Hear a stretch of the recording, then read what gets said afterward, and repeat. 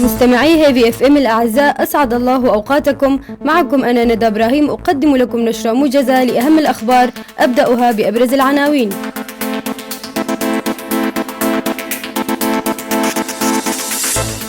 التقدمي ينفي ما جاء في وسائل الاعلام حول تصريحات حميد درويش بشأن وحدات حماية الشعب.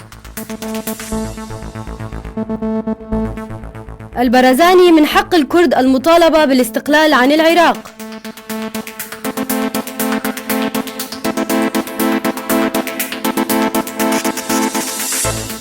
إدارة معبر فيشخابور تمنع دخول جرحى من وحدات حماية الشعب إلى إقليم كردستان.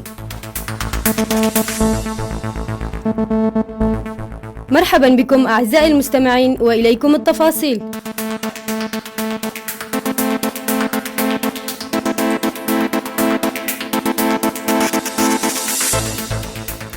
أكد الموقع الرسمي للحزب الديمقراطي التقدمي الكردي في سوريا اليوم الأربعاء أن ما نشر على لسان رئيس الحزب عبد الحميد درويش بأنه لا يجب أن تكون هناك إلا قوة واحدة في روجافاي كردستان، وهي وحدات الحماية الشعبية، مخالف للواقع. وقال الموقع أن وسائل الإعلام التابعة لحزب الاتحاد الديمقراطي قد نقلت تصاريح مخالفة للحقيقة على لسان سكرتير حزبنا الرفيق عبد الحميد درويش، الذي قام بزيارة ودية لمقر الإدارة التابعة للبيادة بمدينة السليمانية بتاريخ 3 من تشرين الثاني الجاري.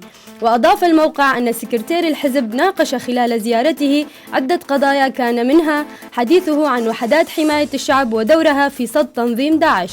وقال البيان أن درويش في سياق دعوته إلى وحدة الصف الكردي أكد أنه يجب أن تمثل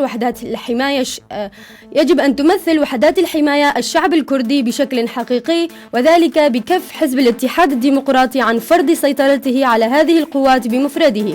كما ذكر البيان أن سكرتير الحزب دعا إلى ضرورة تشكيل هيئة سياسية مشتركة من مجمل أطراف الحركة الكردية للإشراف على هذه القوات.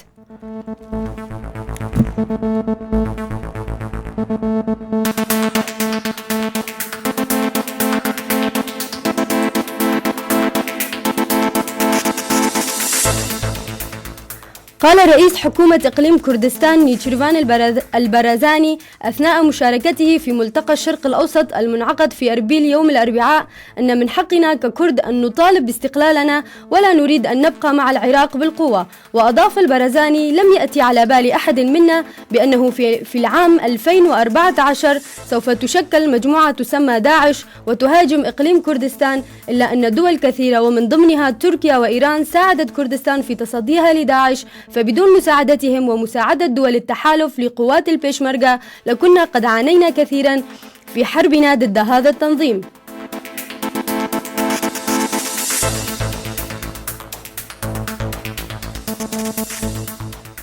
أعلنت السلطات التركية اليوم الخميس حظر التجوال في 20 حياً من أحياء قضاء دجلة التابع لولاية ديار بكر، تمهيداً لتنفيذ عملية عسكرية ضد مقاتلي حزب العمال الكردستاني.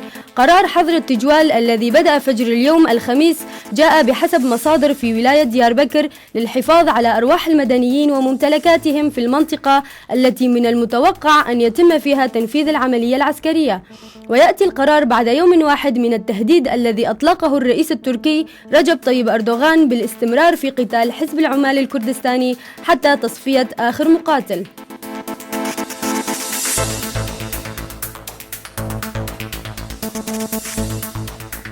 أكد مصدر مطلع في إدارة معبر سيمالكا بأن إدارة معبر فيشخابور منعت دخول 4 جرحى من وحدات حماية الشعب كانوا ينوون العبور إلى أراضي إقليم كردستان بهدف العلاج. وأوضح المصدر لشبكة ولاتي بأنهم كانوا قد أرسلوا الجرحى يوم الاثنين، إلا أنهم تفاجؤوا بامتناع إدارة فيشخابور عن استقبالهم، بداعي أن دخولهم إلى أراضي إقليم كردستان يتطلب إذنا للعبور من إدارة الأسايش في إقليم كردستان. وأضاف المصدر بأن الجرحى ال4 هم من الجرحى القدامى لوحدات حماية الشعب، وهم بحاجة للعلاج ليتمكنوا من تدبير أمورهم الحياتية بعد إعفائهم من المهام العسكرية.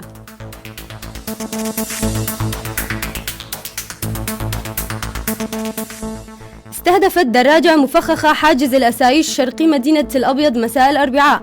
وقال مصدر مسؤول في الإدارة الذاتية في تل أبيض أن الانفجار كان نتيجة استهداف الحاجز بدراجة مفخخة قتل فيها الانتحاري فقط، لأن عناصر الحاجز كانوا محميين ولا إصابات بين عناصر الحاجز أو المدنيين. وقامت قوات الأسايش ووحدات حماية الشعب بتطويق المنطقة في ريف تل أبيض الشرقي، وأغلقت مداخل ومخارج المدينة وسط استنفار تام في المدينة.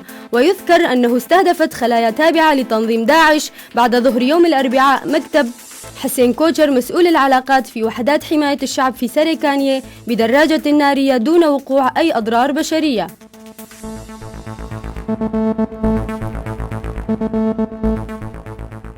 أكد موقع مراسل سوري أن تنظيم جبهة النصرة قام باختطاف صحفية ألمانية في بلدة سلقين بريف إدلب منذ ما يقارب 20 يوما، وكانت الصحفية قد دخلت سوريا بطريقة غير شرعية عبر الأراضي التركية منذ ما يقارب الشهر، وقد تم اختطافها بعد حوالي 10 أيام من دخولها. وأفادت المصادر أن مفاوضات تجري بين الحكومة الألمانية من جهة وجبهة النصرة من جهة أخرى لإطلاق سراح الصحفية. وكانت الجبهة طالبت ألمانيا بمبلغ 6 مليون يورو مقابل سلامتها وسلامة الجنين بعد أن تبين أنها حامل في شهرها الخامس. وقال المصدر يعود ارتفاع مبلغ الفدية حسب ما علمت لأنها ستتضمن سلامة شخصين، في إشارة إلى طلب النصرة فدية مقابل سلامة الجنين أيضا. ولا تزال المفاوضات جارية بين ألمانيا والتنظيم حتى الآن.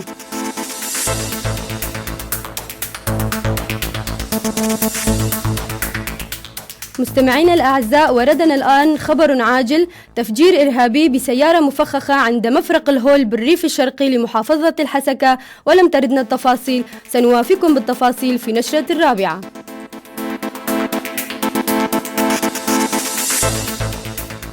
مستمعي هيفي اف ام الأعزاء، كانت هذه نشرة موجزة لأهم الأخبار. أشكركم على حسن الاستماع.